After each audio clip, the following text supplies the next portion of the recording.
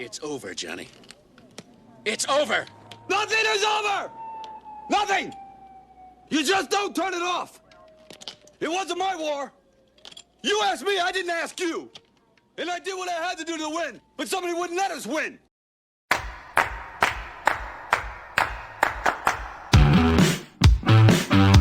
Welcome to Comic Shop News, and today we're going to be reviewing the new Sylvester Stallone movie, Rambo Last Blood. So my first thoughts of this were, I didn't think after John Rambo, the fourth movie, we needed another one. I thought that wrapped up the series in a very, very good way. But here we are, Rambo Last Blood. Sylvester Stallone kind of doing his farewell tour on his properties. And by the way, I'm just going to say this top. This is going to be a spoiler review because I really need to talk about it. And some of you might have seen the reviews have been very unkind and maybe a little over the top about this movie. And in some cases, I feel it's unfair. We start out with seeing Rambo, and he now lives on a ranch in Arizona, and he's training horses. He has this quiet life.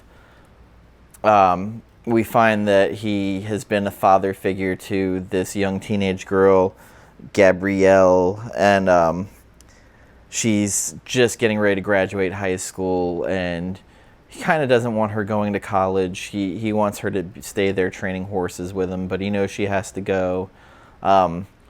An interesting thing, he's built all these tunnels underneath his property in Arizona. He has a blacksmith forge also on the property in the tunnels. He's found a weird peace training these horses and living with this like adopted family, I guess you could call it. And he has a statement where, you know, he kind of... Gabrielle's found where her father who abandoned her is, and she wants to go to Mexico to see him. And he kind of tells her there's nothing good about this person. She's like, well, you recovered from the darkness. He's like, no, I never did. I have a lid on it, but I don't have it under control. I've never escaped it. I've never moved on from it. And he's taking pills every morning to kind of deal with his PTSD and everything else.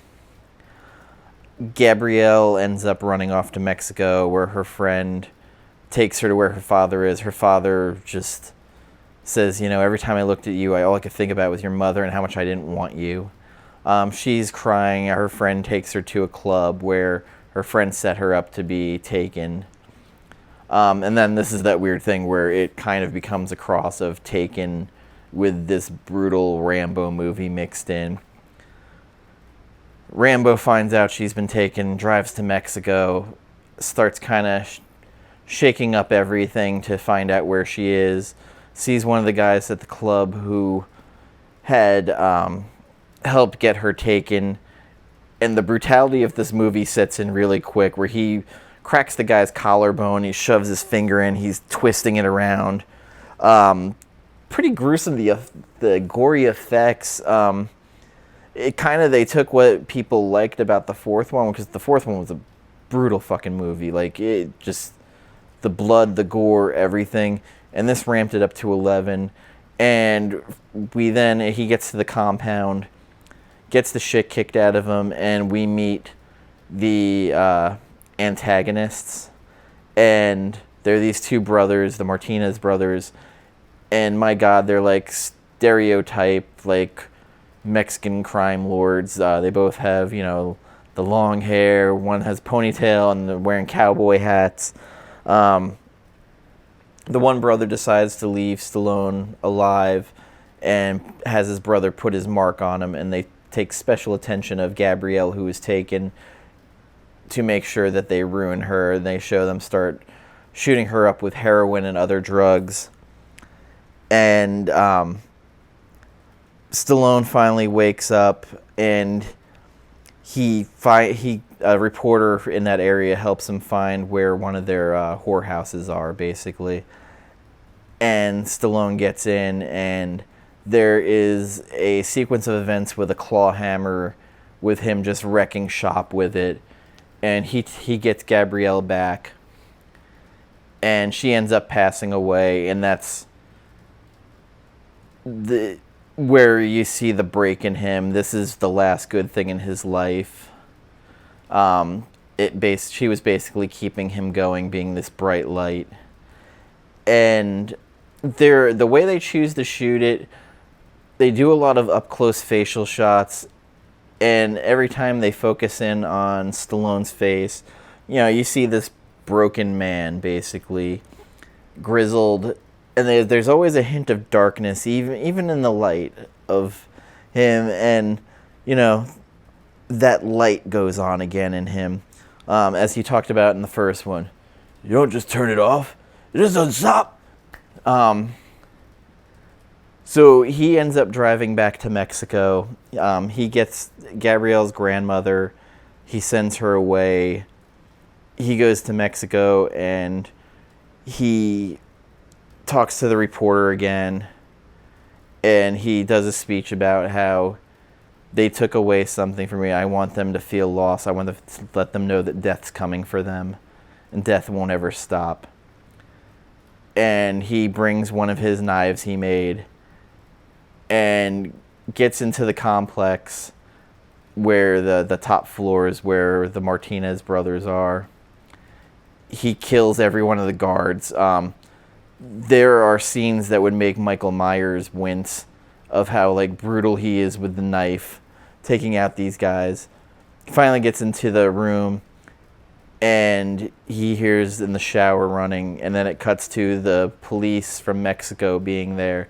And there's just body bags everywhere. The news is saying how, the Martinez brother is dead. They go into the room and they find his headless body there in the bed with a picture of Gabrielle stabbed into the wall. And then they show Stallone's truck driving, and he drops the head in the ground and lets it roll as he's driving. So we start with the montage of gearing up. We have the Martinez brother that's still alive gearing up his people. We have Stallone building these booby traps on his property and going through. And we go on to one of the fastest sequences of scenes and battles I think I've ever seen. It's where the movie's pacing all of a sudden becomes light speed. Because once the Martinez brothers gets on the property, I felt like the movie was 10 minutes long, the last bit of it. And Stallone sets up traps that would put him up there with the Collector, where I was at the end, I was like, boy, I'd love to see a movie with the Collector versus John Rambo. As the property's all rigged, as soon as the cars rig up on the property, a mine goes off and sets up a pit of fire across, basically making them have to funnel through one way. And this is where all Troutman's training that he talks about, Rambo is, trained to take down dictators and, infiltrate foreign lands.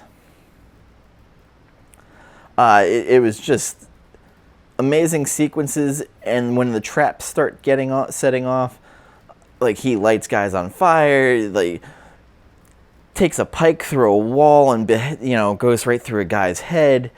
There's a rebar trap, a sharpened rebar pit, all set up taking out Martinez's men to have a one-on-one, Stallone screaming, I could have killed you 10 times, but I wanted you last. And he detonates the entire tunnel system and said, you have to follow the lights to get out.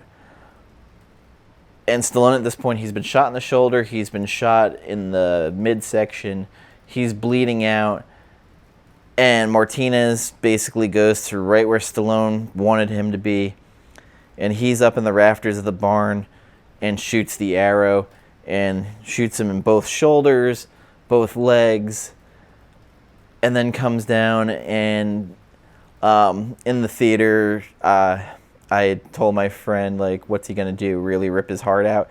He does that. He takes the knife, puts it into his chest, and then runs all the way down, reaches in, takes that chest, and then I was the dick in the theater, go, fatality.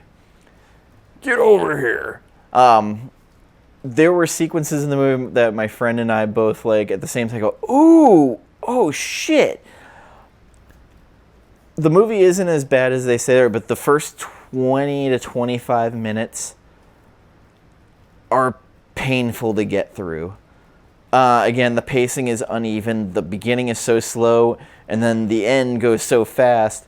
It was a very fast hour and a half. It didn't even. I almost thought the movie was an hour. It went by that fast. How I would rate it, I'm gonna give it a 6.